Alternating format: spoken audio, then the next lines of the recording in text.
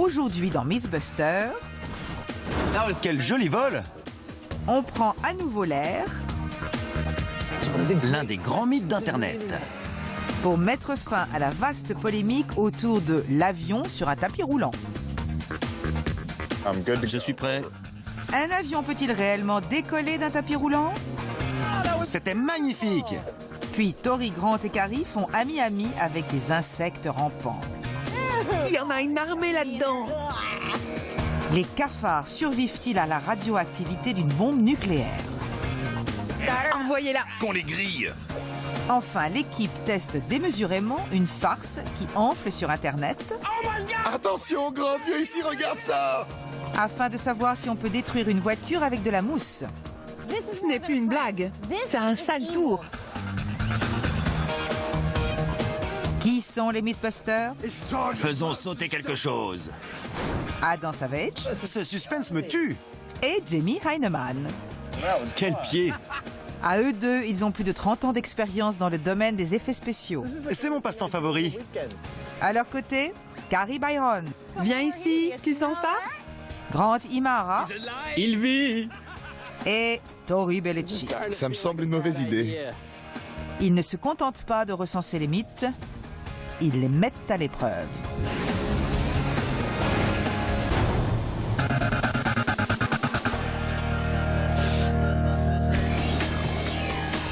On commence par un mythe qui taraude le net. Ce mythe est très controversé. Il existe des milliers de pages de discussion plus qu'enflammées sur le net et sur le site des fans de Discovery à ce sujet. Ce qui signifie qu'on va tester l'avion sur un tapis roulant. Exactement. Je t'explique. Habituellement, un avion est posé sur une piste. Son moteur tourne, il roule pour créer le flux d'air nécessaire autour de ses ailes et décoller. Mais dans notre cas, l'avion n'est pas sur une piste, mais sur un gigantesque tapis roulant qui défile à la même vitesse que l'avion, mais en sens inverse. La grande question est, l'avion peut-il décoller? Le mythe affirme que non. J'ai bien une idée. Ah, garde-la pour toi car nous allons faire le test. C'est un mythe complexe qui rend fou les internautes. Si on place un avion sur un tapis roulant et que tous deux se déplacent à la vitesse d'envol de l'avion, mais en sens contraire, que se passe-t-il? Certains affirment que l'avion décolle. D'autres disent qu'il reste sur place. Alors, comment on va faire? Comme toujours, on doit commencer petit. On prend le tapis roulant le plus simple à notre disposition. Mon tapis de course? Exactement. On y place un modèle réduit d'avion et on voit ce que ça donne. Je sais déjà précisément quel modèle réduit je veux utiliser. Grant en a une grande expérience et pourrait nous apprendre à le piloter. D'accord. Parfait. Pour mettre fin à la polémique, ils ont besoin d'un tapis roulant et d'un avion. Ils font appel à Grant pour leur apprendre à voler. Tu peux m'apprendre à faire voler ce modèle réduit? Bien sûr. D'accord, allons-y. Grant a des années d'expérience. C'est le roi de la télécommande. Avec lui, le vol semble un jeu d'enfant. J'ai la tête qui tourne, je vais vomir. Moi aussi. Mais saura-t-il transmettre sa technique de vol à Adam et Jamie qui doivent vérifier que ce mythe tient l'air? Bien. C'est un avion léger qui vole lentement. Les commandes de direction sont... C'est une transmission à galets, on peut donc garder une position. Grâce à eux, on actionne la queue. C'est parfait pour des débutants. À entendre Grant, tout cela est très facile, mais Jamie est inquiet. Je ne sais vraiment pas si je vais y arriver, étant donné qu'on doit l'utiliser dans des conditions normales. Au grand étonnement de Jamie, Adam le fait décoller. Bien, bien. Adam a un caractère plutôt exubérant. Il est probable qu'il s'écrase très rapidement.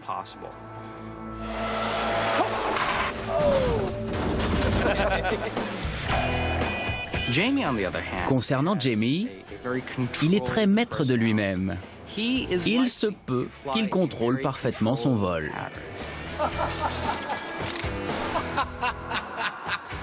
Quel joli vol!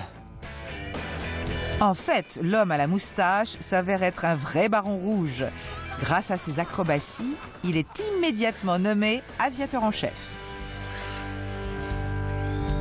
Mais cela suffira-t-il pour clore le débat suscité par ce mythe? Messieurs, il me semble que vous contrôlez la situation. À peu près, merci mon vieux. De rien. Merci, Grant.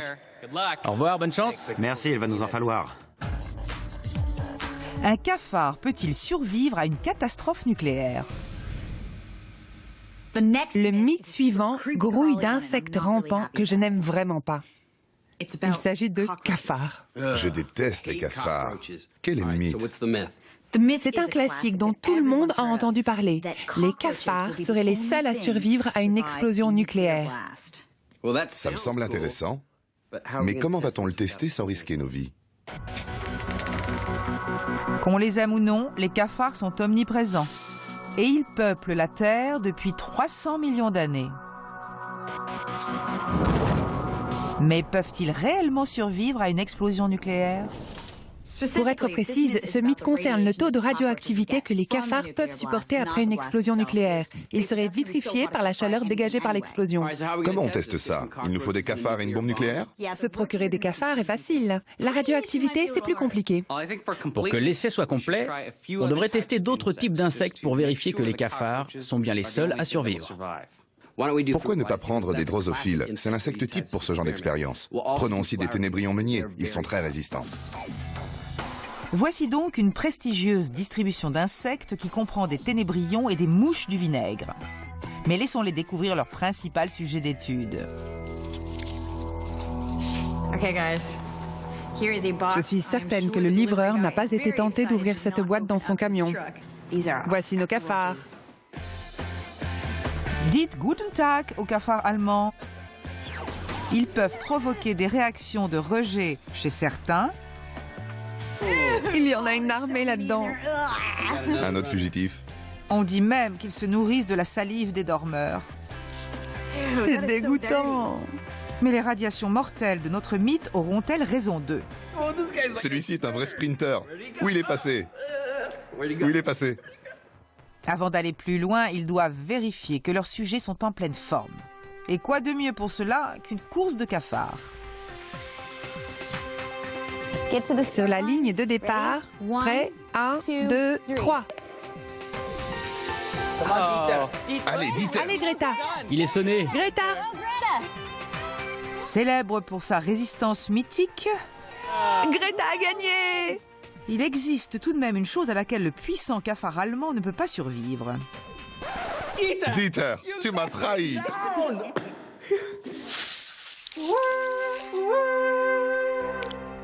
Les insectes ne résistent pas à cet appel.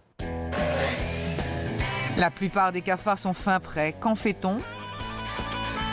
J'appelle les insectes à me rejoindre pour les enfermer dans ces boîtes et les irradier. Je sais que c'est un peu cruel. Ils ne savent pas ce qui les attend, mais vous savez, si la science est amusante, elle n'est pas toujours agréable. Il semble que le tendre Tori est une crise de conscience, C'est marrant. car la mort éventuelle de ces insectes rend ce test inhabituel. Que ce soit avec les requins sauvages, Non, pas ça! les araignées furieuses Oh, c'est horrible! ou les chiens de garde énervés, Cours, cours! en présence d'animaux, ce sont plutôt les Mythbusters qui sont en danger. Mais pas cette fois. Ces cafards risquent peut-être la mort, mais ils proviennent d'un élevage d'animaux de laboratoire et leur jour était déjà compté. Mais si le mythe est confirmé, ils s'en sortiront indemnes. Je fabrique des boîtes compartimentées qui renfermeront 50 cafards. Pour qu'ils reçoivent tous la même quantité de radiation, je construis un petit hôtel de la mort pour cafards que j'appelle le Formule Fin. C'est toujours mieux que « au bon cafard ». Une fois achevées les cellules de confinement, il ne reste plus qu'à dénicher des radiations nucléaires. Rien de plus facile.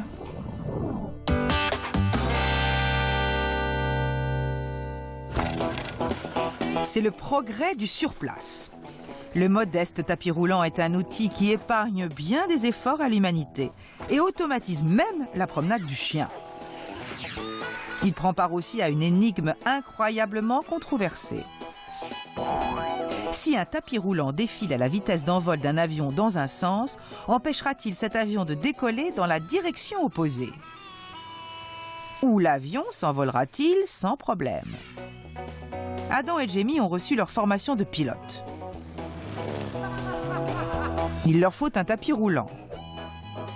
Ce tapis de course peu conventionnel devrait suffire pour faire décoller ce mythe. On connaît la vitesse d'envol de l'avion et on a réglé le tapis de course à cette vitesse. On va poser l'avion dessus et voir s'il décolle. Il cale l'avion et le tapis de course sur la vitesse d'envol, soit 18 km/h. C'est génial! J'ai lu des milliers de pages de commentaires véhéments et de discussions à ce sujet sur le web. Mais nulle part, je n'ai trouvé quelqu'un ayant posé un avion sur un tapis roulant. Et c'est donc ce que nous allons faire à échelle réduite, en espérant apporter une réponse à de nombreuses questions très importantes. Cela semble simple, mais comme Adam le découvre très vite, l'expérience bat de l'aile. On a un problème. Les roues sont trop fines. Oui, elles ne tiennent pas en place. Les roues très fines de l'avion se coincent dans le tapis et empêchent tout décollage. On passe au plan B? Je peux le centrer à la main pendant que tu l'accélères. D'accord. Laisse-le avancer ou s'élever. D'accord. Bien. Une fois ce nouveau plan de vol établi, on tente un nouvel essai. Un avion sur un tapis roulant. L'une des grandes questions sur Internet. Une grande question qui attend une réponse. Je mets plein gaz. Plein gaz, génial. Le tapis de course et l'avion roulent en sens contraire.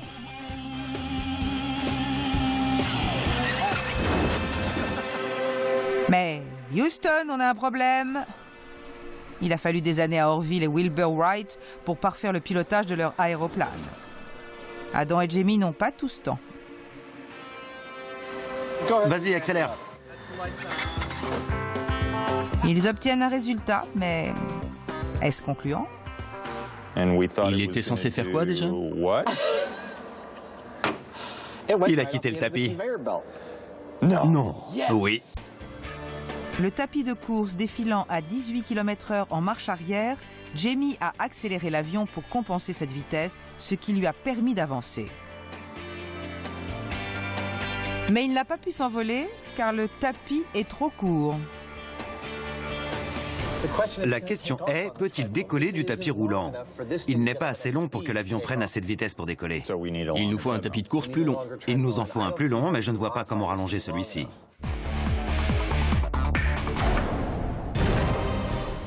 C'est le mythe qui atomise les autres.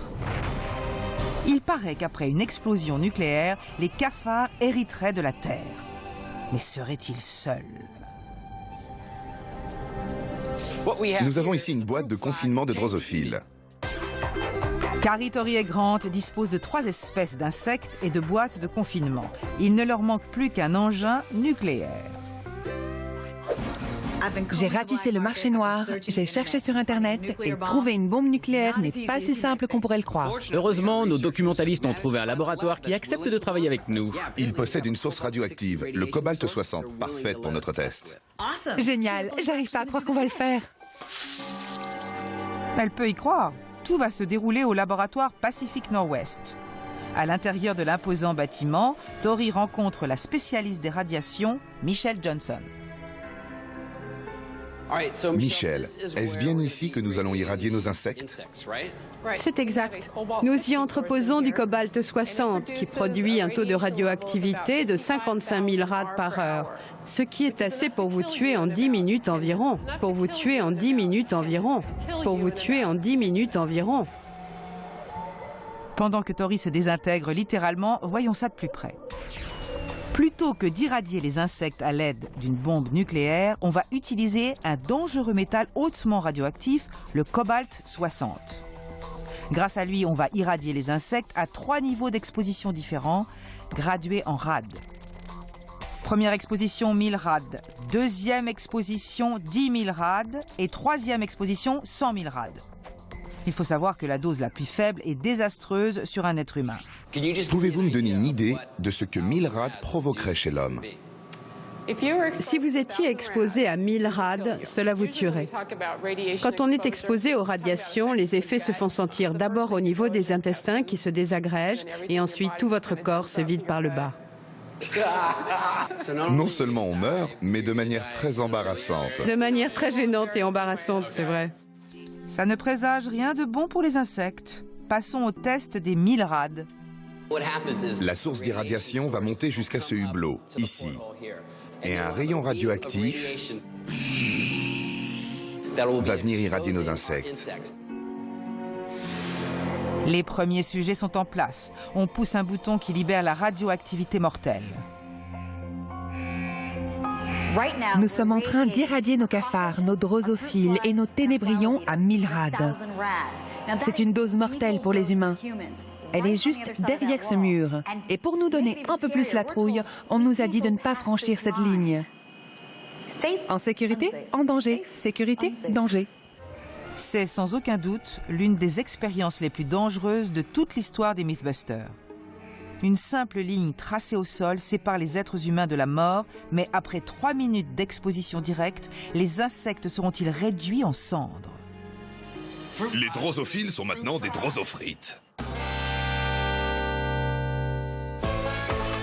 Ce mythe les mènera-t-il quelque part? C'est l'un des grands mythes d'Internet.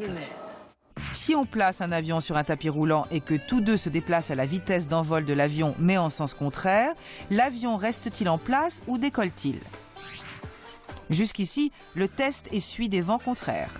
L'avion avance sur le tapis roulant mais ne décolle pas. Il leur faut une autre approche. Il nous faut un tapis plus long, mais je ne vois pas comment rallonger celui-ci. Pourquoi ne pas utiliser un rouleau de papier qu'on déroulerait et qu'on tracterait? C'est génial, bonne idée. Il nous suffit de mesurer la distance de décollage la plus courte de cet avion. Le nouveau tapis roulant sera donc un long rouleau de papier. Mais il faut d'abord en calculer la longueur précise. J'étalonne le sol à partir de 0 pour savoir quelle distance est nécessaire à cet avion pour décoller à pleine puissance. Premier test de décollage. Jamie, c'est quand tu veux. Il a décollé à environ 6 mètres. On a la distance de décollage. Ensuite, Le mythe affirme qu'un avion ne peut pas décoller d'un tapis roulant défilant à la même vitesse que lui en sens inverse. Il faut entre 3 et 4,50 m à cet avion pour atteindre sa vitesse d'envol, soit 18 km/h. Je vais donc tracter 6 mètres de papier derrière mon deux roues dans la direction opposée. Je vais accélérer jusqu'à environ 19 km/h au-dessus de la vitesse d'envol. Jamie va mettre plein gaz et s'il décolle avant d'avoir quitté le papier, je ne donne pas cher de ce mythe. Test du long tapis roulant, 3, 2, 1. Oh, arrête. Ah non. la réalité prouve encore qu'elle ne marche pas comme sur le papier. Non. L'avion quitte la piste avant que je puisse réagir. Luttant pour garder la bonne trajectoire de son avion, tout en conservant son calme, Jamie exprime ce que tous pensent. Désolé. Je vais être franc. Ce mythe est tellement stupide que c'en est gênant. J'ai presque honte d'être ici. Ce n'est pas faux. Peut-être qu'un peu de bricolage pourrait résoudre ces problèmes de pilotage et régler la question une fois pour toutes. C'est bon pour moi. Tout le monde est prêt? Je suis prêt. C'est parti. Après tant d'espoirs déçus et tant de polémiques, Cet avion vole? Il vole et il a décollé sur le papier. Parfait. contre toute attente, l'avion a réussi à décoller avant d'atteindre la fin du tapis roulant en papier. Je roulais à un peu plus de 18 km/h quand l'avion a atteint l'extrémité de la piste en papier.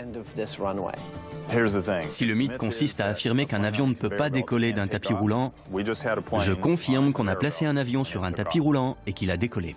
De plus, il pense même savoir pourquoi.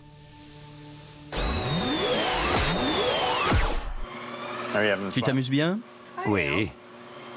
Et D'accord. J'essaie de démontrer d'où naît la confusion. La vitesse de la voiture est exactement la même que celle en sens inverse du tapis roulant. C'est pourquoi elle roule sur place et que tout le monde pense que l'avion ne peut pas décoller. Elle est stationnaire, elle n'avance pas. Oui, mais les voitures et les avions ne se comportent pas de la même manière. La voiture transfère sa puissance aux roues. C'est ce qui la propulse ou compense le mouvement du tapis roulant. Les avions, eux, ont 3 roues libres et c'est une hélice qui crée la poussée d'air qui les propulse. Exactement. Si je mets la voiture en roue libre, comme c'est le cas sur un avion, et que je la pousse avec ma main, qui représente alors la force de propulsion d'une hélice d'avion, je ne ressens presque aucune résistance sur le tapis roulant. C'est ainsi que l'avion avance. Et qu'il décolle. Exactement. Une voiture transmet sa puissance aux roues qui provoquent le mouvement vers l'avant en exerçant une poussée rotative sur le sol. Mais sur un avion, la propulsion s'exerce directement depuis le moteur, sans transmission aux roues. Elle n'est donc pas relative au sol ou, dans ce cas, au tapis roulant. Lorsque l'hélice tourne, elle propulse l'avion vers l'avant. Voici pour la théorie. Pour entrer dans l'histoire, les Mythbusters vont tenter l'expérience grandeur nature avec un véritable avion et le plus long des tapis roulants existants. Mais réussiront-ils à décoller? Go! Au quartier général des cafards, les radiations à 1000 rads est terminée. Je peux entrer? Oui. C'est une dose suffisante pour tuer un humain, mais a-t-elle décimé les cafards? Les drosophiles bougent encore. Les ténébrions aussi. Et les cafards remuent toujours. Tous les insectes semblent avoir survécu, du moins pour le moment. Ils sont toujours vivants, mais pas très actifs. La radioactivité agit au niveau des cellules et l'exposition ne provoque pas forcément de lésions immédiates. On place donc les insectes dans des boîtes où on observera leur état durant 30 jours. On vient d'effectuer le premier test à 1000 rads. Les insectes se portent bien. On passe donc au deuxième test à 10 000 rads. Dans ce deuxième test, on multiplie le taux d'irradiation par 10.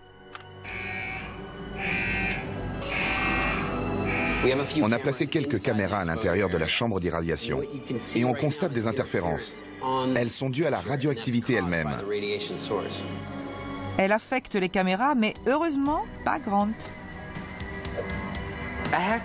Je dois avouer que ça fiche un peu la trouille d'entrer là-dedans. Mais je commence à comprendre qu'en irradiant les insectes, on ne les transforme pas en matière radioactive.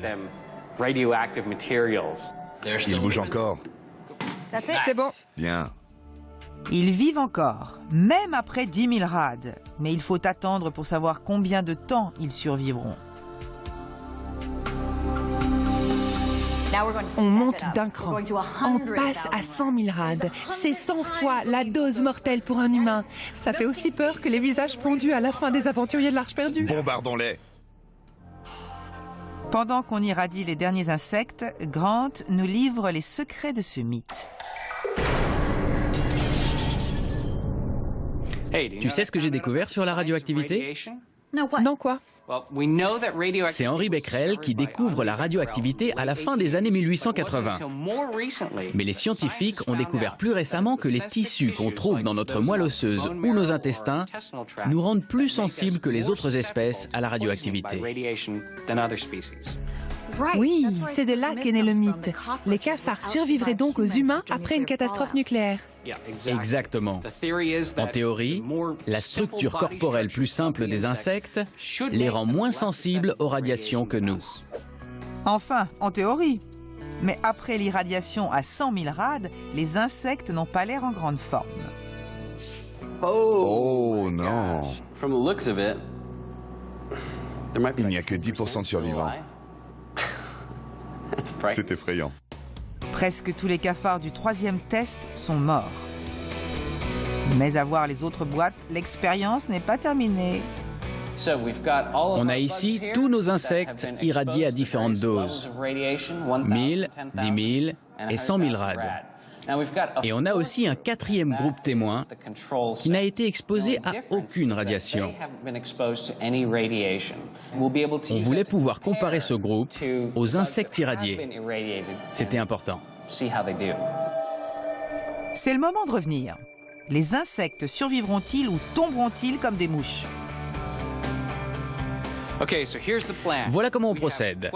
On a 12 boîtes d'insectes, 4 de cafards, 4 de ténébrions et 4 de drosophiles. On les met en observation pendant 1 mois pour compter les décès.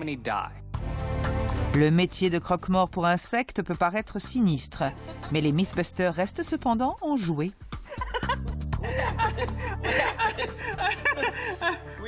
On a une évasion. De plus, ils s'assurent que leur sujet ne manque de rien. On leur fournit toute la nourriture et l'eau dont ils ont besoin et on les recomptera dans 2 semaines, puis dans 1 mois. On verra bien si le cafard est le survivant qu'on prétend. Étant donné qu'il reste 2 semaines avant le prochain décompte, l'équipe doit trouver de quoi s'occuper.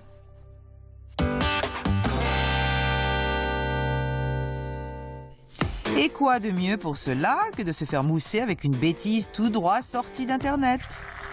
1, 2, 3. Mais pourquoi on fait ça? La crème à raser est un classique pour beaucoup de joyeux farceurs. Mais une bombe de mousse à raser congelée peut-elle vraiment se dilater jusqu'à remplir une voiture comme le suggère la rumeur sur Internet? Pour tester ce mythe, il faut tout d'abord congeler une bombe de mousse à raser. Je la pose donc là-dedans et en attendant qu'elle congèle pendant plusieurs heures, je vais me laver. Bien, j'ai de la mousse à raser congelée. Je n'ai plus qu'à découper l'emballage, en priant pour qu'il ne m'explose pas au visage. J'obtiendrai donc un cylindre de mousse à raser congelée que je placerai dans la voiture. En dégelant, elle devrait gonfler et remplir tout l'habitacle. Vite, ferme la porte! Un mythe prétexte pour buller en voiture. Mais sur son blagomètre, Tori note sévèrement ce canular. C'est certainement la farce la plus nulle que je connaisse. Cette bombe de mousse à raser ne remplira jamais la voiture. Il pense que sa petite blague ne le fera pas mousser. Mais 5 heures plus tard... Oh non, Grant! Grant, viens voir ici, regarde! Quoi? Quoi? Rien. C'est vraiment complètement naze. L'absence d'expansion de la mousse les gonfle très visiblement. Mais ces joyeux farceurs n'ont pas dit leur dernier mot. Quelle farce nulle. Tu sais, on a acheté 50 bombes. Oui. Ouais. Deuxième essai. Et cette fois, il place 50 bombes au congélateur. Et très vite. Faut se dépêcher, la mousse va commencer à dégeler. Grant et Tori dissèquent les 50 bombes congelées. C'est une course contre la montre. Bien. Une fois la voiture piégée, les heures passent en un clin d'œil. Eh, tu sais quoi? Rien. Mais elle a plus gonflé que je ne le croyais. C'est pas une farce, c'est à peine un désagrément. Dans ce genre de canular, on s'attend à de la mousse à raser qui déborde par les vitres. La mousse s'avère rasante. Mais pas d'inquiétude, les Mythbusters ont encore un tour dans leur sac. On va maintenant passer aux choses sérieuses. On va faire en sorte que la mousse jaillisse par les fenêtres. Voire qu'elle explose la voiture.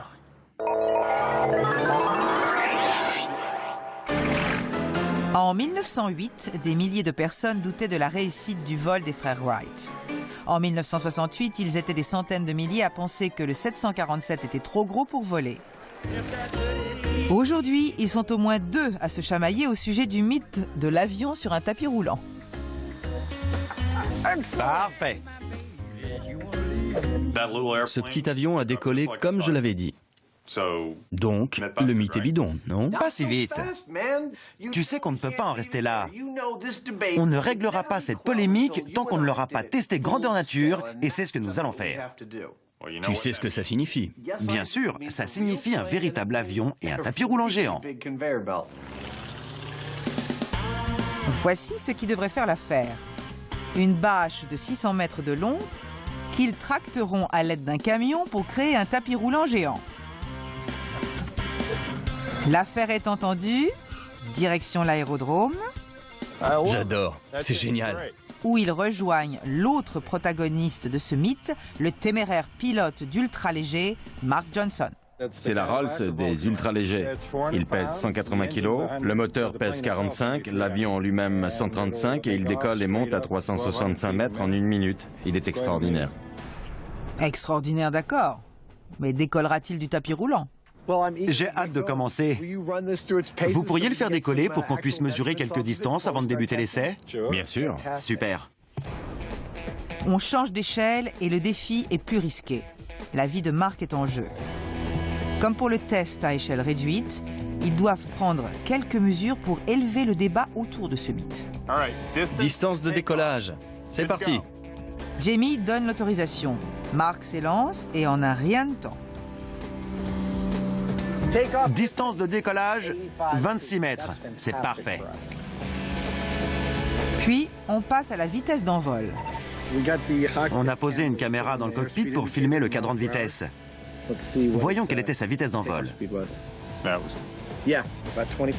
Environ 40 km/h. Renseigné sur la vitesse et la distance, il ne reste plus qu'à décoller. On va tout d'abord placer l'avion de Mark sur la bâche roulante. Puis, Jamie fixera l'extrémité de cette bâche à l'arrière de son pick-up. Il le tractera à 40 km/h dans la direction opposée pendant que Mark tentera de décoller. Voici pour le plan. Qu'en est-il de la bâche? On a une bâche de 610 mètres de long sur 4 de large qu'on va traîner derrière le pick-up de Jamie pour en faire le plus long tapis roulant du monde. C'est le Jumbo Jet des tapis roulants et on retrouve notre Adam tout excité d'avoir troqué son 2 roues contre un engin un peu plus gros.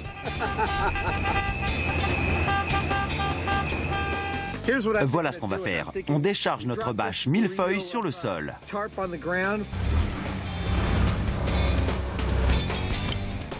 On la fixe. C'est bon. Et on la tracte sur la piste. Qu'est-ce que t'en dis? D'accord. C'est un plan on ne peut plus simple que Adam teste avant l'avion. Mais il y a un problème. Il fait des trous dans la bâche. Pardon. Et ce n'est pas le seul problème. Ce n'est pas aussi simple qu'on le pensait. Le vent tourne sur la piste. Il vire de seulement 10 ou 15 degrés à chaque fois, mais la bâche vole dans tous les sens. Pour la patience proverbiale des Mythbusters, c'est autant n'emporte le vent. Tu vas... Arrête! Je ne sais pas où tu vas, bon sang. S'il y a du vent sur la piste, on ne peut rien tenter. C'est foutu. Bon, il y a de la remise à plat dans l'air.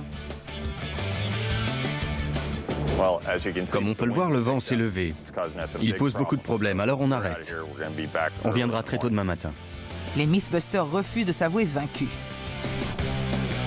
Demain, ils tenteront une dernière fois d'éventer ce mythe. Pour découvrir si les cafards régneraient sur Terre après une explosion nucléaire, Carrie, Tori et Grant ont exposé des cafards, des drosophiles et des ténébrions à des doses de radioactivité atrocement élevées. Petit pervers. Et à la moitié de l'expérience, Oh, ça pue! le taux de mortalité augmente. Bien, pointe ton antenne plus par là.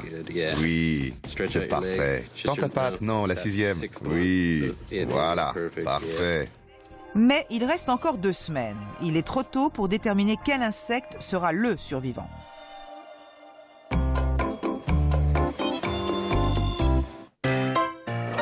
Un canular est amusant s'il fonctionne. Mais, comme on l'a constaté, la mousse à raser peine à nous dilater la rate. C'est le canular le plus nul que je connaisse. Ses effets sont ridicules. L'équipe décide donc de passer directement à ce qui se fait de mieux avec la mousse de polyuréthane. Le polyuréthane est livré sous la forme de 2 liquides distincts. On les mélange à parts égales et en moins de 30 secondes, la mousse se met à gonfler. Au bout de 20 minutes, quand elle a séché, on obtient une mousse solide, rigide et dense. Mais le mélange des 2 liquides provoque une réaction exothermique. Et devant les 95 litres qu'ils doivent manipuler, même Tori est inquiet. On va prendre quelques précautions pour notre sécurité. On va vider les réservoirs d'essence et d'huile et on disposera de quelques extincteurs. Si la voiture prend feu, elle pourra brûler sans danger pour les bâtiments. La voiture est éloignée des bâtiments et prête à se faire mousser. L'équipe peut entrer dans la danse.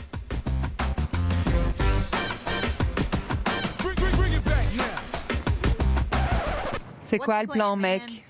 Le plan consiste à mélanger les deux liquides aussi vite que possible et verser le tout dans la voiture avant qu'il ne commence à gonfler. Qu'est-ce que vous croyez qu'il va se passer? Pas la moindre idée. Je n'en ai jamais mélangé autant en une seule fois. C'est une première pour Tori et peut-être même dans le monde.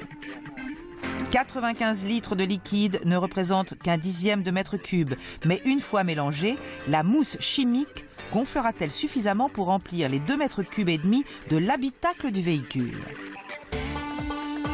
Une chose est sûre, ils n'ont pas le temps de se poser de questions.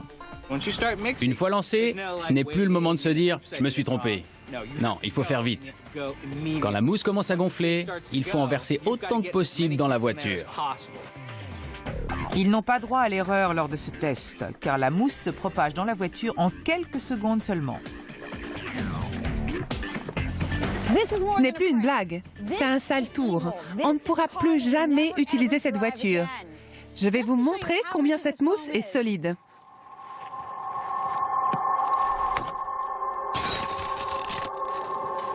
Regardez ça. Solide, de chez Solide. C'est vraiment un très sale tour. Pire, c'est une horreur. En l'espace de quelques minutes, la mousse dévore tout sur son passage. Tel un monstre, elle gonfle à plus de 25 fois son volume d'origine et remplit totalement l'habitacle de la voiture. On a réussi! On a rempli la voiture de mousse de polyuréthane. C'était mon rêve. J'ai toujours voulu voir ça et c'est fait. La mousse à raser n'était pas une blague géniale. On est donc passé au cran au-dessus et voilà. Je suis pleinement satisfait. Si je retrouvais ma voiture dans cet état, je serais furieux. Ça me gâcherait la journée, sans parler de ma voiture. Que cela serve d'avertissement à quiconque oserait s'en prendre au Mythbuster. Ne nous cherchez pas. Sinon, gare! Mythe, bidon. Carrie, Tori et Grant expérimentent les effets mortels de la radioactivité. Capitaine, réglage des phaseurs sur paralysie. Ils ont exposé des cafards, des drosophiles et des ténébrions à 3 niveaux différents de cette tueuse invisible. Mais quel insecte sera-t-il couronné survivant suprême? 1 mois a passé et depuis, il dénombre les cadavres. Celui-ci n'a plus de tête. Ces 30 jours ont été macabres, mais n'oubliez pas que ces insectes sont nés pour mourir pour la science. Comme Tori, les insectes sont durement touchés, mais il y a des survivants. C'est dingue. C'est la boîte des 10 000 rad. C'est 10 fois la dose mortelle pour les humains. Et regardez combien de cafards sont encore en pleine forme. Et les ténébrions font encore plus fort. Je tiens dans ma main la seule forme de vie qui a survécu à un taux de radioactivité de 100 000 rad. Les ténébrions meuniers. Alors, le mythe est-il confirmé ou bidon? Et voilà. On est parti de l'idée que les cafards seraient les seuls survivants à une explosion nucléaire. Quel est le résultat? C'est remarquable, les cafards sont d'excellents survivants. Après 30 jours, 10% de ceux qui ont été exposés à 10 000 rad vivent encore, ainsi que 50% de ceux qui ont été exposés à 1000 rad. C'est extraordinaire. C'est incroyable, surtout quand on sait qu'à 1000 rad, nous serions morts. C'est donc confirmé.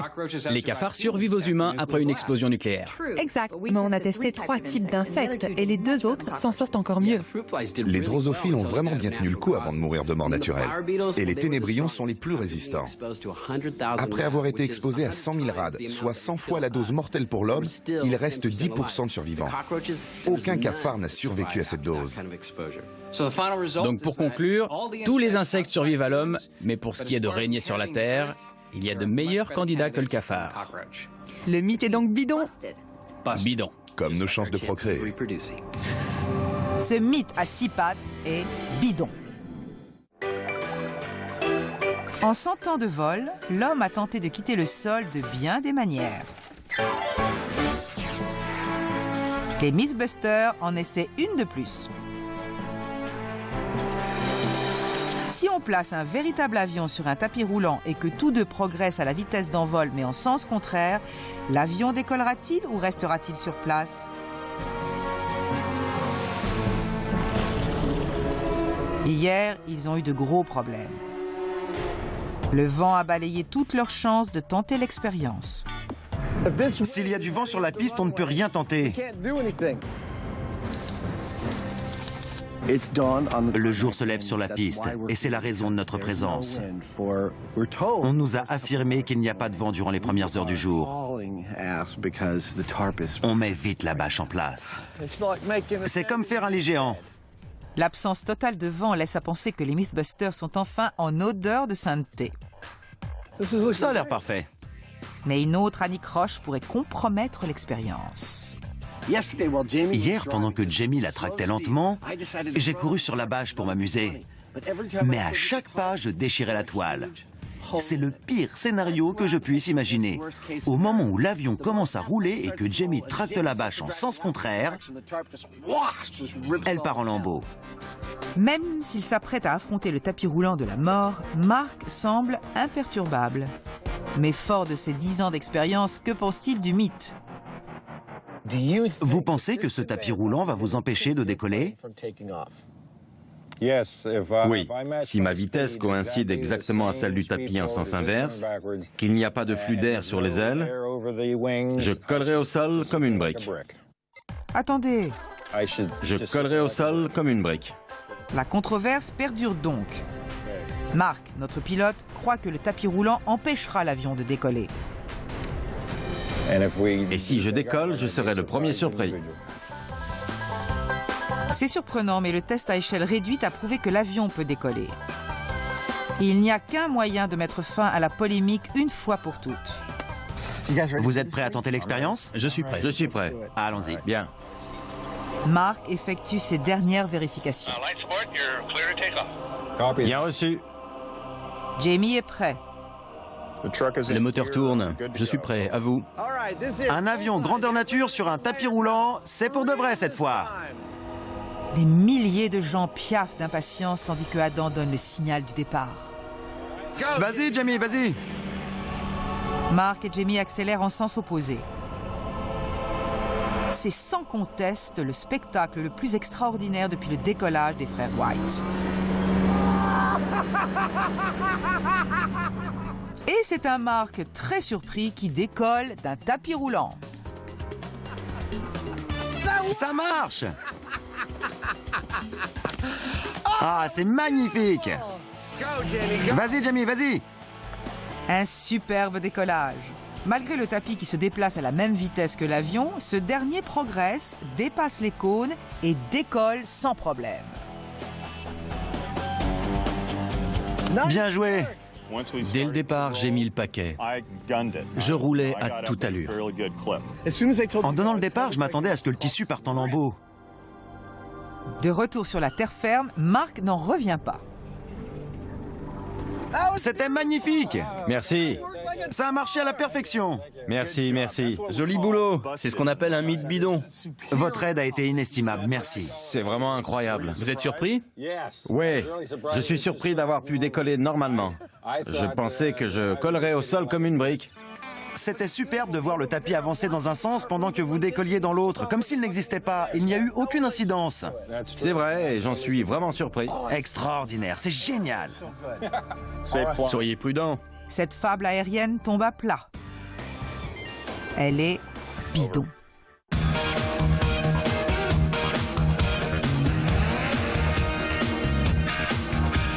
Adaptation de Denis Galpin, avec les voix de Benoît Révillon, Pierre Alam, Luc Terrier, Philippe Hubert et Pascal Demolon.